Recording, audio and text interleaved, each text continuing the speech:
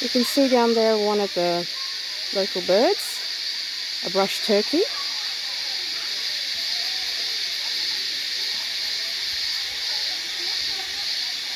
Oh, he's run off.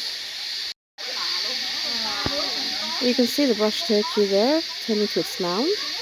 The mound is actually its nest. So the male brush turkey would actually build the nest to attract females, where the females would lay their eggs in it.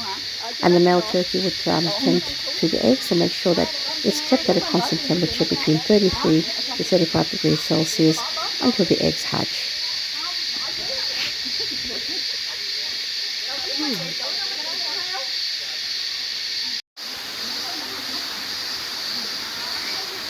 And we see our friend here in the middle waterfalls,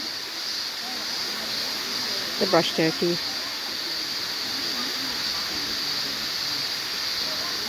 I'll try to get a close up of him.